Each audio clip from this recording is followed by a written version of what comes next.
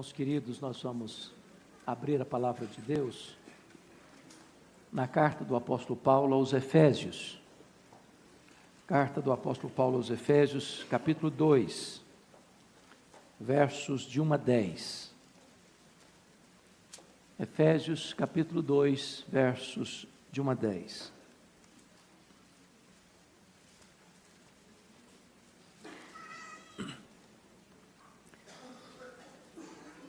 Efésios 2, de 1 a 10. Escreve o apóstolo: Ele nos deu vida, estando vós mortos nos vossos delitos e pecados, nos quais andastes outrora, segundo o curso deste mundo, segundo o príncipe da potestade do ar, do espírito que agora atua nos filhos da desobediência, entre os quais também todos nós andamos outrora, segundo as inclinações da nossa carne, fazendo a vontade da carne e dos pensamentos, e éramos por natureza filhos da ira, como também os demais. Mas Deus, sendo rico em misericórdia, por causa do grande amor com que nos amou, e estando nós mortos em nossos delitos, nos deu vida juntamente com Cristo, pela graça sois salvos. E juntamente com Ele nos ressuscitou, e nos fez assentar nos lugares celestiais em Cristo Jesus, para mostrar nos séculos vindouros a suprema riqueza da sua graça, em bondade para conosco, em Cristo Jesus. Porque pela graça sois salvos, mediante a fé. E isto não vem de vós, é dom de Deus, não de obras, para que ninguém se glorie.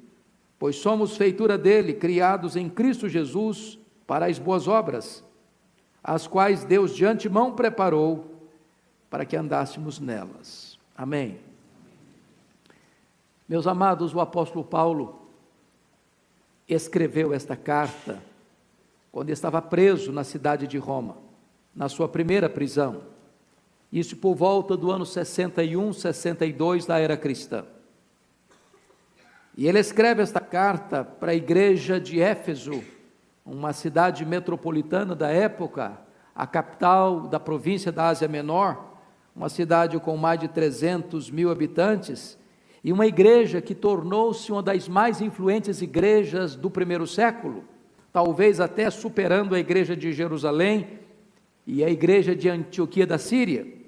Aquela igreja foi uma igreja plantadora de igrejas em toda a província da Ásia Menor. Naquela cidade, Paulo passou 3 anos e experimentou um verdadeiro reavivamento espiritual. Uma cidade tão complexa e tão grande quanto aquela que hospedava uma das 7 maravilhas do mundo antigo, o templo de Diana, uma cidade também fortemente marcada pelo ocultismo, foi de tal forma impactada pelo evangelho que a palavra de Deus prevalece na cidade, fazendo recuar a idolatria e a feitiçaria daquela cidade. Agora o apóstolo Paulo está preso em Roma e ele escreve essa carta. E esta carta tem uma ênfase fundamental, que é mostrar como Deus pôs o seu coração na igreja. E agora notem comigo que no capítulo 1, Paulo trata do plano eterno de Deus em relação à sua igreja, revelando a nós que a salvação é uma obra do Deus Pai, é uma obra do Deus Filho e é uma obra do Deus Espírito Santo.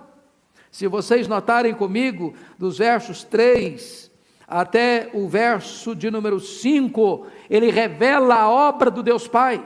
Foi o Pai que nos elegeu, e nos elegeu antes da fundação do mundo, e nos elegeu em Cristo, e nos elegeu para sermos santos e irrepreensíveis. Foi o Pai que nos adotou em sua família, e nos tornou seus filhos adotivos. E tudo isso, diz o verso de número 5, ele fez isso, para o verso 6, para o louvor da glória de sua graça. A partir do verso 7, ele vai mostrar que a salvação também é a obra do Deus Filho, porque se o Pai planejou a nossa salvação, foi o Filho quem a realizou, e a realizou por meio da redenção da sua cruz. Ele morreu por nós, ele comprou-nos com o seu sangue, e agora temos redenção, temos perdão, temos vida eterna em Jesus Cristo nosso Senhor. E diz a Bíblia no verso de número 12, que esta obra da redenção por meio de Jesus Cristo tinha um propósito, a fim de sermos para o louvor da sua glória. Mas agora nos versos 13 e 14, Paulo vai dizer que esta salvação que foi planejada pelo Pai na eternidade, essa salvação que foi executada pelo Filho na história, essa salvação é agora garantida a nós, consumada pela obra do Espírito Santo em nós. E ele traz duas figuras. A primeira é que o Espírito Santo nos foi dado como um selo, o selo da nossa redenção. Quando você fala em selo, você está falando de que aquilo que é selado torna-se propriedade daquele que selou. Nós somos propriedade exclusiva de Deus. O selo fala também de legitimidade. Nós não somos uma obra falsificada, somos uma obra legítima de Deus, pertencemos a Deus. E desta forma, o selo fala também de inviolabilidade. Nós não podemos perder esta salvação que o Pai planejou, que o Filho adquiriu e que o Espírito Santo aplica. Mas agora ele vai nos falar de uma segunda figura, que é o penhor.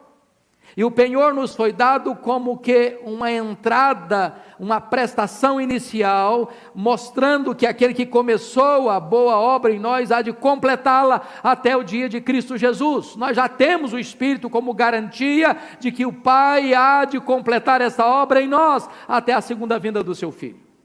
Quando você termina de olhar o capítulo 1, você diz que plano maravilhoso, então está tudo feito, está tudo completo, está tudo resolvido. Mas quando chega no capítulo 2, o apóstolo Paulo vai mostrar para nós de onde que Deus nos salvou, como é que nós estávamos, quem nós somos, e como é que esta obra da redenção opera do ponto de vista histórico, prático, empírico. E eu gostaria então de, olhando o capítulo 2, destacar aqui, à luz da sugestão de um comentarista tão conhecido nos nossos dias, Warren Wiersbe, 4 verdades nesse texto. Primeira verdade: o pecado trabalha contra nós. Segunda verdade: Deus trabalha por nós. Terceira verdade: Deus trabalha em nós. Quarta verdade: Deus trabalha através de nós. Vamos ver a primeira verdade destacada aqui nos versos 1 a 3. O pecado trabalha contra nós. E Paulo então vai fazer uma análise de quem éramos, como estávamos, e a primeira coisa que ele vai nos dizer é que nós estávamos mortos nos nossos delitos e pecados. A palavra morto aqui vem de necros, é morto mesmo, só que ele não está falando aqui de morte física, ele está falando de uma morte espiritual. Deus é a fonte da vida, e o pecado faz separação entre nós e Deus. E todo homem, toda mulher, toda pessoa que está apartada de Deus, afastada de Deus, não tem vida, porque Deus é a fonte da vida. Você acorda, você trabalha, você estuda, você volta para casa, você compra, você vende, você faz projetos, você realiza tantas coisas, mas você, enquanto não nasceu de novo, está morto nos seus delitos e pecados. Essa é a condição do homem. Mas em segundo lugar, o apóstolo Paulo vai dizer que o homem não está apenas morto, ele também é escravo. Confira comigo, porque o texto diz que nós andávamos segundo o curso do mundo, segundo o príncipe da potestade do ar, e segundo a inclinação da nossa carne. Paulo começa a tratar de 3 graves inimigos que temos que enfrentar. O primeiro inimigo é a carne, é a nossa natureza caída. É aquilo que nos puxa e nos arrasta para aquilo que é errado. É aquilo que você tem dentro de você que clama para pecar. É o impulso natural da sua própria natureza pecaminosa e caída. O mundo é esse sistema que está aí buscando você, atraindo você, conquistando você, propondo para você formas, meios, alternativas de pecar contra Deus. E o príncipe da potestade do ar, Satanás, esse ser que está fora, querendo e usando tanto a sua carne como o mundo, para que você caia nessa armadilha e peque contra Deus. A palavra andando segundo o curso, a ideia aí é que você, antes de Cristo, está com o seu pescoço na coleira do diabo, na coleira da carne, na coleira do mundo. Você é um escravo, você é dominado, você não é livre. Você acaba fazendo exatamente aquilo que o diabo determina para você fazer. Você acaba atendendo aos ditames e à vontade da sua carne. Você acaba sendo amigo do mundo, fazendo a vontade do mundo, se conformando com o mundo, porque você não é livre, você é escravo desse sistema. Mas Paulo vai além e diz que você antes de Cristo está apenas morto e é escravo. Não, a Bíblia diz que o homem antes de Cristo ele é depravado.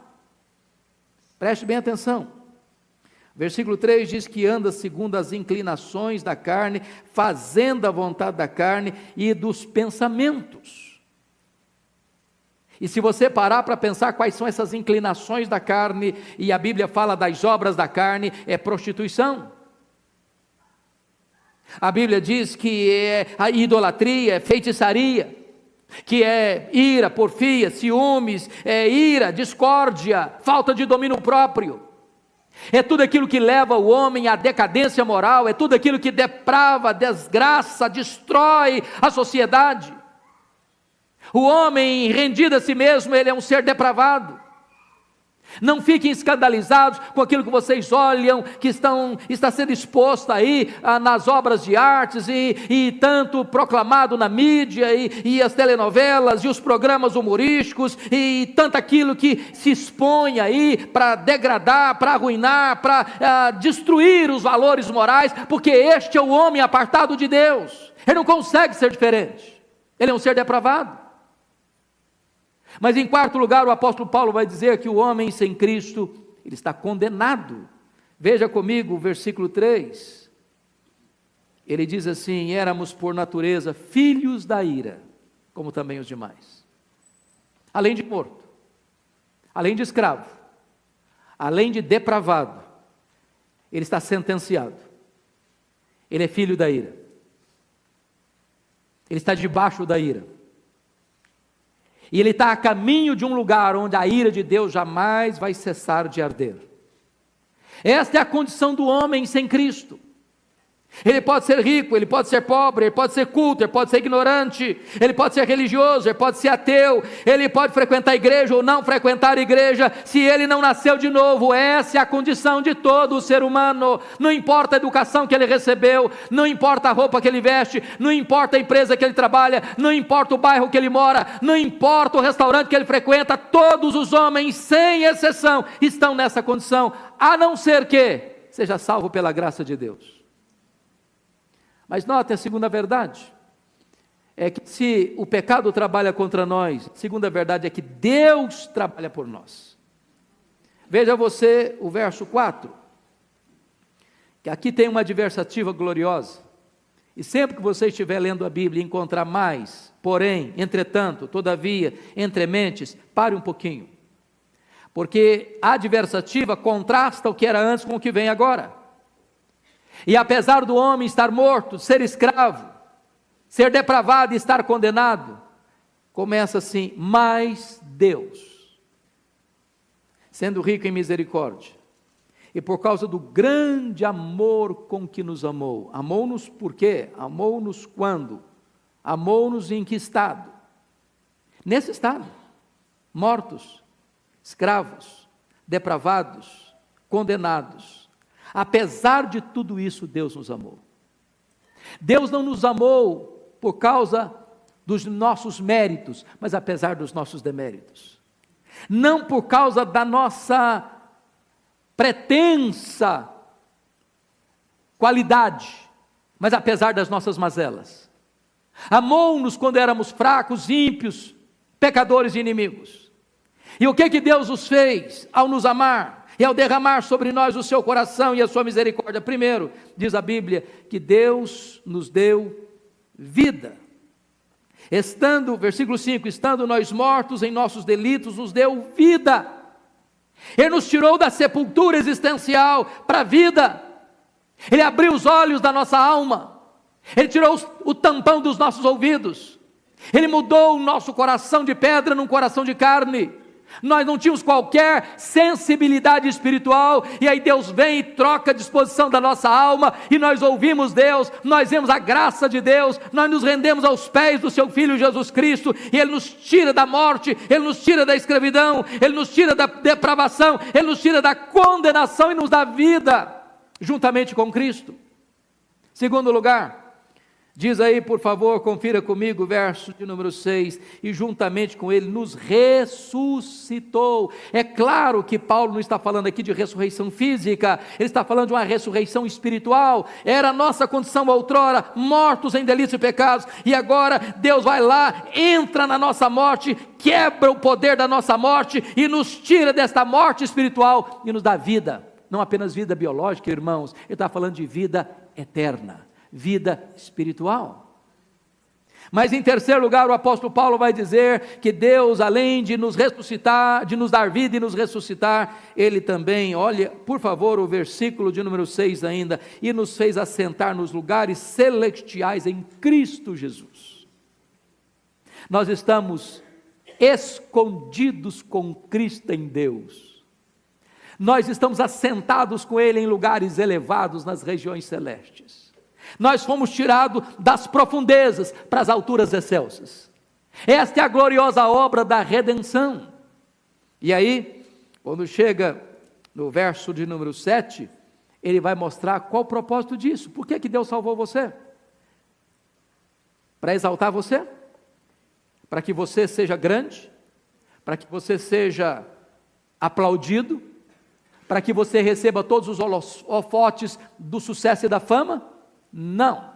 Verso 7 diz: para mostrar nos séculos vindouros a suprema riqueza da sua graça em bondade para conosco em Cristo Jesus. O que Deus quer, na verdade, com a nossa salvação, é que você se aproxime dele lá no céu, no dia da nossa glorificação, como um troféu da sua graça.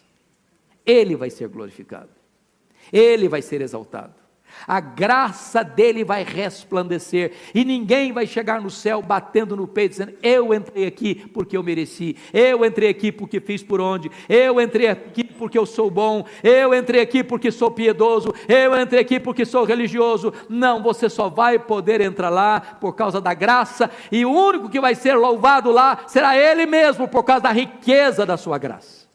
E agora o apóstolo Paulo, nos versos 8 e 9, vai revelar para nós uma verdade sublime, porque pela graça sois salvos mediante a fé.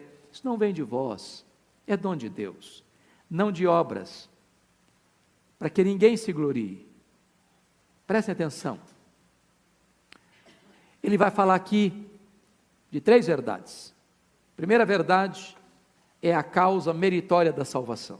Segunda verdade é a causa instrumental da salvação. Terceira verdade é o propósito da salvação. Notem que a causa meritória da salvação é a graça. É a graça. E o que é graça? O que é graça?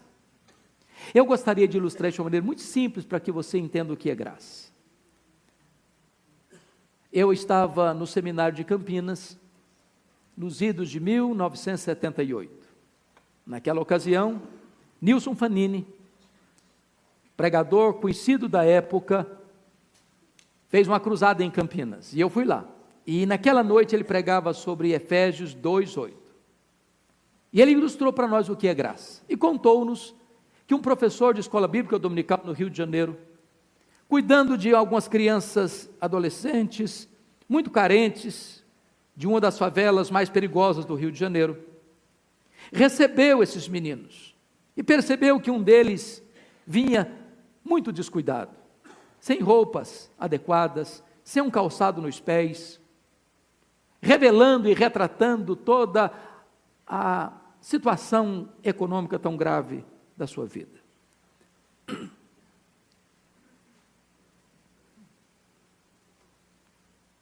Esse professor tomou a decisão, foi a uma loja, comprou roupas, comprou calçados, tudo o que aquele menino precisava, e começa a subir o morro, para levar esses presentes para o menino. Mas aquele menino vivia não só num ambiente muito perigoso, mas estava vivendo uma vida também muito perigosa. E ao ver aquele homem subindo com um pacote de presentes, não sabendo ele para quem eram aqueles presentes, pega uma pedra e joga nesse homem, e furta ali os presentes. E o homem caído, ferido, sangrando, viu o seu próprio aluno pegando os presentes, correndo para casa. Quando esse homem melhorou, ele voltou à loja, comprou novos presentes, roupa, calçados, tudo que aquele menino precisava. Continuou subindo o morro de novo, chegou na casa daquele menino, bateu a porta. O pai veio atender muito cismado, preocupado, e o professor disse: eu vim trazer esses presentes para o seu filho. E o homem, muito constrangido, respondeu: o meu filho foi quem jogou aquela pedra no senhor. O meu filho foi quem agrediu o senhor. O meu filho não merece esses presentes.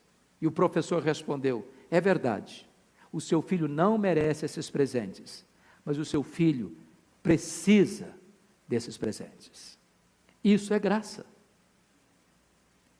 Nós somos pecadores, o nosso pecado ofende a Deus, os nossos pecados levaram o Filho de Deus à cruz, ele morreu pelos nossos pecados, e ele, em vez de nos destruir, de nos punir, de nos condenar, ao contrário, ele nos oferece seu amor, sua salvação, gratuitamente. Isso é graça. Esta é a causa meritória da nossa salvação que Cristo Jesus fez por nós na cruz.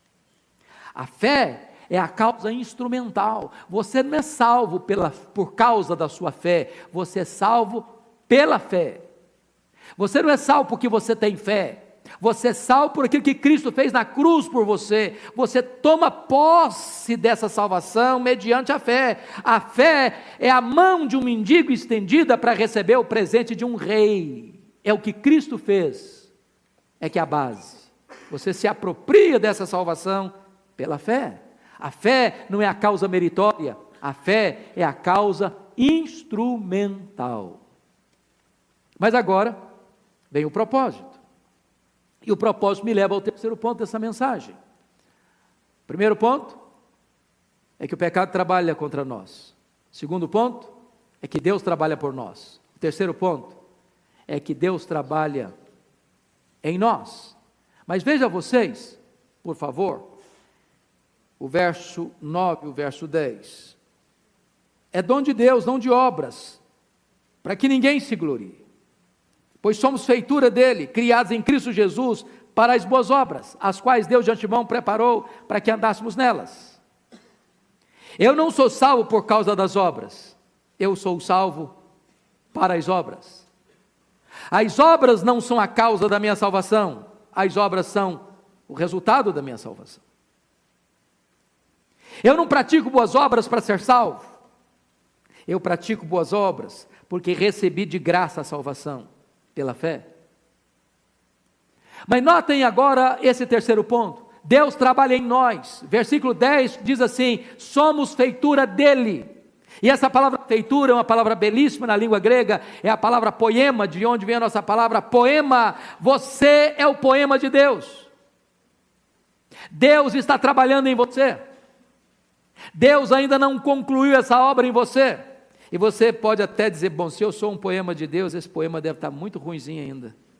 Não deve ter rima nenhuma nesse poema. Eu não sei como é que está o poema da sua vida. Mas fique tranquilo, Deus está trabalhando. Fique tranquilo, Deus não escreveu o último capítulo da sua vida ainda. Fique tranquilo. O Deus que começou a fazer boa obra em você vai concluí-la até o dia final. Deus não desiste de você. Deus não abre mão da sua vida. O grande projeto de Deus na sua vida, e esse projeto é eterno, é que Deus predestinou você para você ser conforme a imagem do seu Filho. Deus está cinzelando você, Deus está burilando você, Deus está moldando você, Deus está trabalhando você para que você resplandeça a beleza do seu Filho, para que você chegue à estatura do varão perfeito que é Jesus Cristo, para que quando você entrar na glória, você resplandeça plenamente a imagem do seu Filho. e a sua salvação redunde em glória da graça de Deus pelos séculos dos séculos. Deus está trabalhando em nós. Mas agora o apóstolo Paulo conclui o seu raciocínio dizendo que se o pecado trabalha contra nós, Deus trabalha por nós, Deus trabalha em nós, mas em último lugar, Deus trabalha através de nós, porque o texto no verso 10 conclui assim: somos feitura dele, criados em Cristo Jesus, para as boas obras, as quais Deus de antemão preparou para que andássemos nelas. Esse Deus que trabalhou em nós, está trabalhando em nós, agora quer trabalhar através de nós, para que os homens vejam as nossas boas obras e glorifiquem o Pai que está nos céus. As boas obras que praticamos, as praticamos porque Deus as preparou de antemão. Não é mérito nosso, nem as obras que realizamos, porque a Bíblia diz que é Deus quem opera em nós, tanto querer quanto realizar. Mas quando você pratica boas obras, você não as pratica para alcançar o favor de Deus, você as pratica como gesto de gratidão por aquilo que já recebeu de Deus. Quando você as pratica, não é para que as pessoas batam palma para você, não é para que as pessoas elogiem você, não é para que as pessoas enalteçam você, não é para que as pessoas elevem você e coloquem você num pedestal, você as pratica para a glória de Deus. Você as pratica com a motivação certa, para que Deus seja exaltado, para que o nome de Deus seja glorificado, para que o nome de Deus seja conhecido na terra, para que as pessoas saibam que quando Deus opera na nossa vida, Ele arranca de nós o egoísmo, a avareza e nos transforma em agentes da bondade de Deus para o mundo. Oh, irmãos, esse é o projeto glorioso de Deus na nossa salvação. Aquilo que Ele planejou na eternidade, aquilo que Ele executou na história, aquilo que Ele há de consumar na segunda vinda de Cristo, agora Ele mostra para nós como é que Ele fez isso. Ele nos tirou da morte, Ele quebrou as nossas algemas, Ele tirou-nos de um poço de perdição, de depravação, estávamos condenados à morte eterna, e Ele foi lá e nos deu vida, nos ressuscitou, nos fez assentar com Cristo nas regiões celestes. Ele foi lá e nos salvou pela sua graça, e nós recebemos esse presente pela fé, e Ele agora coloca diante de nós uma plataforma de serviço, as boas obras, que Ele mesmo preparou para andarmos nelas, para que o nome de Deus seja exaltado, para que a glória de Deus resplandeça, para que Deus seja conhecido e visto e glorificado na terra. Quero orar por você, quero colocar a sua vida diante de Deus, e agora você pode pensar aí no seu coração, se você já foi alcançado por esta graça, se você já nasceu de novo, se você é uma nova criatura em Cristo Jesus, se você já tem um novo coração, uma nova mente, uma nova vida, se você já recebeu esse presente pela fé, se você está praticando boas obras para que Deus seja exaltado, hoje, nesta noite, você pode fazer a mais importante decisão da sua vida. Feche os seus olhos, por favor. Curva a sua fronte. Vamos falar com Deus. Senhor, nós te agradecemos por esta noite, pela presença do teu povo em tua casa, pela tua palavra preciosa, por este plano eterno da nossa redenção, porque tu, ó Pai, lá na eternidade, ainda não havia nem céu nem terra, as estrelas não brilhavam, os anjos não ruflavam as suas asas, o mar não existia, os mundos estelares estavam apenas na tua mente, mas tu já havias nos escolhido, e nos escolhido para a salvação. Glória ao teu nome, porque tu não apenas nos escolheste, mas nos fizeste teus filhos, e como prova disso, tu enviaste o teu Filho unigênito, para dar sua vida por nós, verter o seu sangue na cruz, para nos redimir, para nos perdoar, e bendito é o teu nome, porque tu mostraste as evidências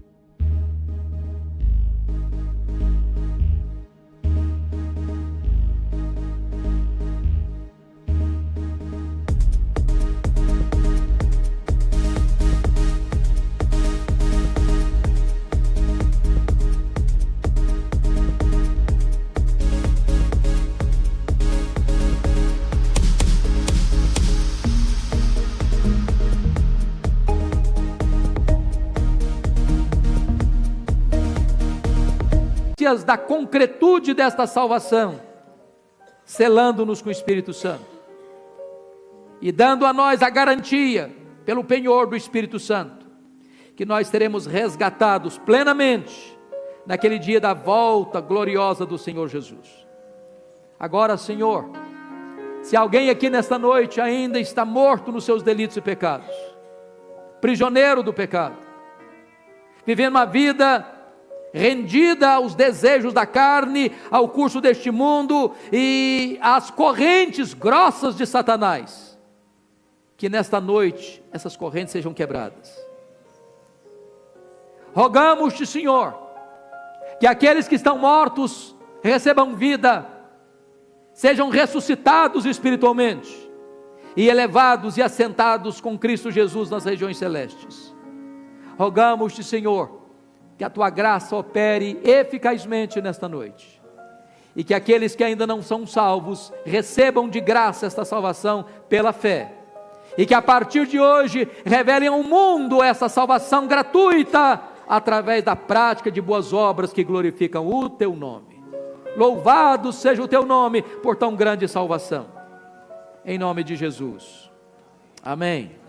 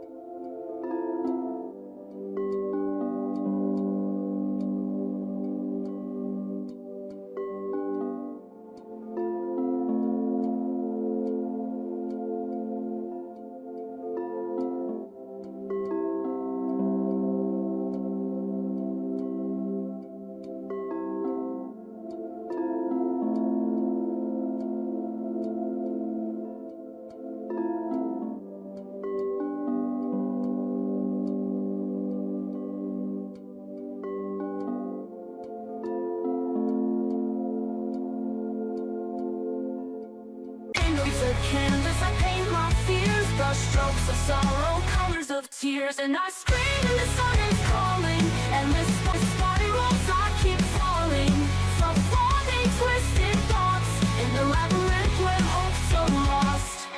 Muffled cries through the paper thin, walls of secrets where lies begin, false promises laced in sickening sweetness, fragile shells hiding endless bleakness.